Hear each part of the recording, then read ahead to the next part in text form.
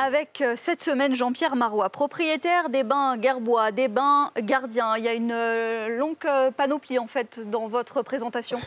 Non, c'est Oui, ça. les bains Paris, les bains Gardiens, les bains etc. Gerbois. Ouais. Bon, c'est un signe d'indépendance, de diversification. On va voir ça avec vous. Et Eva Jacot, journaliste BFM Business, qui nous accompagne cette semaine parce qu'elle vous connaît déjà, elle vous a déjà rencontré, et notamment sur cette partie de parfum, de parfumeur. On va voir ça en détail avec vous. Bon, le socle de départ, c'est que vous êtes entrepreneur, indépendant, coûte que coûte. Oui, on peut dire ça comme ça, effectivement. Ou Jusqu'à nouvel ordre. Jusqu'à nouvel ordre. Pour ceux qui vous découvrent, il y a eu de la production de cinéma. Ça, vous avez fait. Il y a eu l'adresse mythique des bains-douches. Ça aussi, c'est vous. C'était toute une époque. Ce que vous gardez aujourd'hui, ce sont quand même des adresses, de l'hôtellerie et de la parfumerie. C'est ça? C'est tout à fait ça. Les bains aujourd'hui à Paris, c'est quoi? C'est un lieu hybride, hôtel, restaurant, bar, concept store, hôtel 5 étoiles et boîte de nuit. Et en fait, vous aimez bien cette transversalité, toutes les expériences. Oui, je pense qu'il faut, découvrir un écosystème et avoir une expérience, comme vous dites, transversale et très riche, qui sollicite tous les sens, d'où la parfumerie, on pourra l'aborder aussi. Et qu'est-ce qui capitalise, qu'est-ce qui fait venir la clientèle? C'est un peu tous ces segments, ou c'est, par exemple, de savoir que c'était une adresse très courue à une époque et donc c'est le club? Qu'est-ce qui vous différencie par rapport à l'offre quand même pléthorique en termes d'hôtellerie à Paris? Il y a différents points d'entrée. On est un hôtel 5 étoiles boutique, donc déjà ça réduit, vous dites, l'offre pléthorique. Et puis on est le seul qui est vraiment un lifestyle hôtel, un hôtel lifestyle avec une offre aussi variée, puisqu'il y a aussi ce club où il y a des DJ, des concerts, etc. Donc déjà là, ça nous singularise profondément, là, c'est complètement différent. Et puis, il y a l'histoire. Effectivement, d'abord, c'était un spa qui s'appelait les Bains Gerbois, qui a été créé en 1885 par monsieur Auguste Gerbois, qui avait aussi le café Gerbois où est né l'impressionnisme, et qui était des amis de tous les artistes de l'époque. Et puis, donc, c'était le plus beau spa, le plus moderne, le plus luxueux à partir de 1885. Et puis, en 1978, ça a été transformé en boîte de nuit, la même année que le Studio 54, par exemple, à New York. Et ces deux clubs, avec aussi le Palace, ont vraiment révolutionné la manière de vivre la nuit. Et ça a un impact, et ça a fait des petits un peu dans le monde entier. Voilà, donc, et puis, à la différence du Studio 54, c'est que les bains-douches ont duré de 78 à 2020, on va dire que jusqu'à 2003, c'était le meilleur club de Paris, un des meilleurs clubs du monde, donc un quart de siècle. Et puis ça a fermé en 2009. Il a fallu se réinventer après, réécrire une histoire. Alors je précise que moi, je ne faisais pas partie ni de l'ouverture en 1885. Je n'ai pas dit ça. Malgré ma barbe blanche. Je n'ai pas dit ça. On peut réinventer une histoire en la prenant plus tardivement. Voilà, ni le club. Donc moi, j'ai récupéré les lieux et je les ai transformés en hôtel, et on a ouvert en 2015. Donc l'histoire avec moi commence en 2015. Il y a toujours un plus dans tous les cas. On en parlait tout à l'heure du côté de la joaillerie, de s'ancrer sur un héritage et des archives. C'est pareil pour l'hôtellerie. Quand on va chercher une expérience, on va chercher une histoire. Et là, c'était aussi une occasion, une opportunité. Oui, et puis c'était... en fait, il fallait quand même honorer le passé. C'est un passé tellement impressionnant, riche, que l'ignorer aurait été un peu dommage. Vous avez notamment lancé un festival, là c'était la 6e édition, ça consiste en quoi? 6e édition, si on n'avait pas eu la pandémie, ça aurait été la 8e, il y a eu un hiatus de 2 ans. Ça consiste à 3 jours de musique non-stop avec une 30 à 40 artistes, DJ, musiciens. C'est le seul festival de musique, à ma connaissance, gratuit dans Paris Intramuros qui ne soit pas en extérieur. Donc c'est vraiment...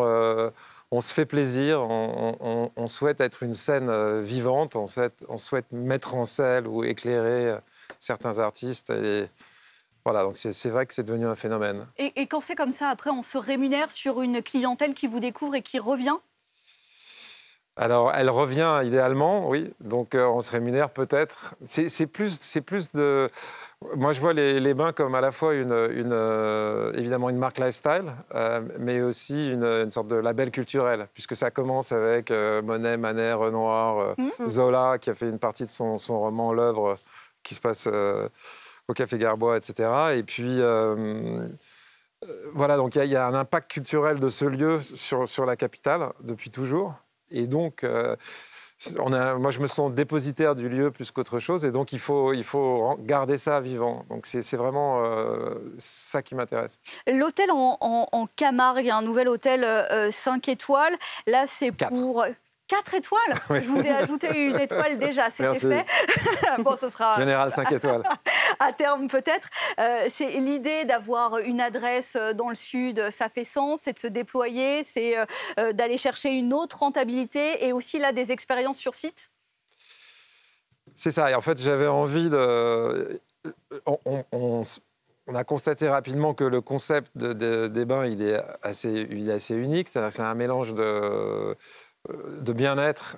En fait, c'est les deux plus grosses trends de l'hôtellerie actuelle. C'est l'hôtellerie bien-être Oui, complètement. et aussi l'hôtellerie lifestyle. Donc ça, c'est celles qui sont en plus forte croissance. Et nous, notre histoire nous a dicté ça, puisqu'il y a les fameux bains Garbois, qui étaient les plus beaux spas de la capitale à l'époque.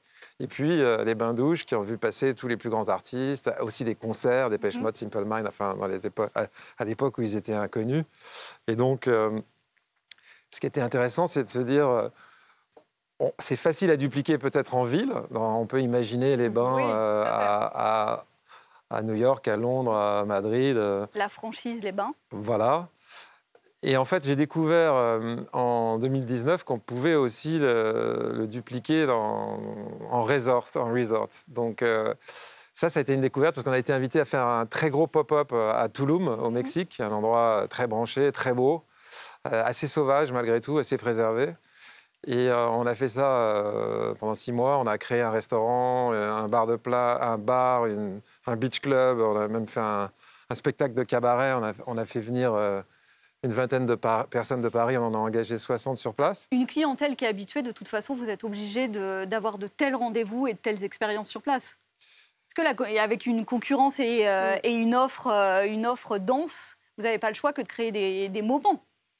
Oui, et puis c'est aussi un goût. C'est excitant. Aussi, mais il y a une opportunité business, évidemment. C'est fondamental. Je pense que pour attirer l'attention, pour être un catalyseur et justement, effectivement, que ce soit prospère, il faut, vous avez tout à fait raison, faire des offres sans arrêt renouvelées, de choses attrayantes. Alors, on imagine qu'en termes de taux de réservation, vous êtes déjà bien là. Oui, alors c'est les tout débuts parce qu'on a ouvert il y a 15 jours. Donc, ouais, mais l'été arrive. Ouais, l'été arrive. Non, bah, écoutez, déjà, on fait un mois de juin assez spectaculaire. On a beaucoup d'événements, beaucoup de... si on parle des bains Gardian, pour les décrire en 2 mots, donc c'était un hôtel existant qui est en Camargue, à l'entrée des Saintes-Maries-de-la-Mer, en bordure du parc régional naturel de Camargue. Il est sur 4 hectares, il y a des étangs, des canaux qui s'appellent des roubines en l'espèce par là-bas. Et puis 67 chambres, dont une 50aine de cabanes de gardiens qui sont une spécificité architecturale absolument charmante, qui sont des petits cottages avec les toits en chaume, qui étaient les habitations des vachers à l'époque. Et donc là, on a une 50aine de chambres comme ça, plus un grand mas avec une quinzaine d'autres chambres. Et donc c'est très charmant. Il y a des arènes, des écuries. On a des chevaux Camargue, ces petits chevaux blancs ravissants. Donc c'est une immersion et un contact avec la nature extraordinaire. La vraie carte postale. On va terminer en disant un mot de cette maison de parfum aussi, pour terminer le panel. Là aussi, on parle de moments, Eva, finalement. Oui, tout à fait. C'est vrai que vous vous êtes lancé en 2016 dans le parfum. En 2018, vous avez créé votre première collection. S'en est suivi une deuxième. Une date, une histoire, forme et matière. Au total, il y a 13 parfums. Alors, c'est devenu une vraie maison de parfumerie à part entière. C'est quoi l'ambition des parfums des bains ? En fait, j'ai découvert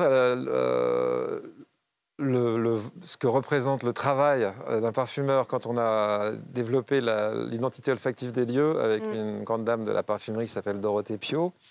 Et j'ai mis le doigt et je me suis fait avaler par la machine et j'ai décidé de raconter l'histoire des lieux, qui est très riche, avec des fragrances. Et donc, j'ai fait ça comme je faisais du cinéma, c'est-à-dire que je travaillais avec des très grands maîtres parfumeurs, les plus grands qui soient. Dominique Ropion, oui. Le prochain c'est Jean-Claude Héléna, Jérôme Épinette, vraiment Bertrand Duchaufour, des très grands noms de la parfumerie. Et c'est essayer de raconter cette histoire avec une vision très contemporaine.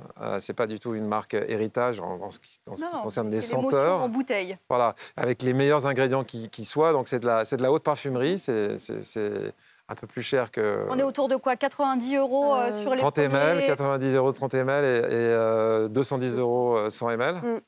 Et puis, maintenant, on est dans une centaine de points de vente à travers le monde, en Asie, aux États-Unis, à travers l'Europe, etc. C'est un vrai relais de croissance à l'heure actuelle. Totalement. Toutes les marques, il y a une bataille de licences dans tous les cas sur le parfum. C'est un vrai marqueur à l'heure actuelle.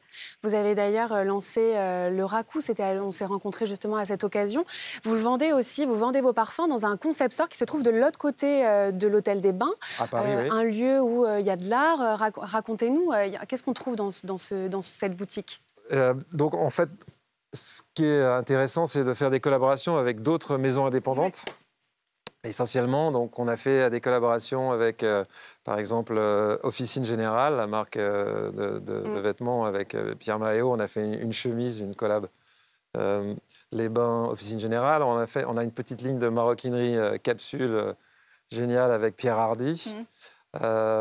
Et des lunettes de soleil avec Thierry Lasserie. À chaque fois, ce sont des... Et là, on a développé la même chose pour la Camargue avec des créateurs locaux. Donc, on a fait une collaboration avec la botte gardienne pour une botte gardienne, comme il se doit, avec les Indiennes de Nîmes pour une chemise de gardien. Voilà, donc on continue parce que c'est ce qui donne de la richesse, de l'intérêt. C'est passionnant. Et puis, c'est aussi... un travail d'artisanat.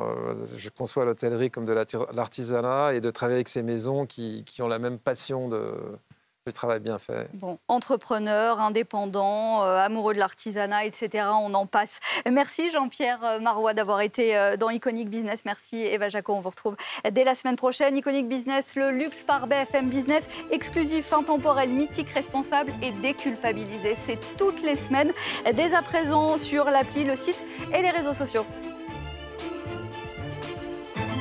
Iconic Business, le luxe by BFM Business.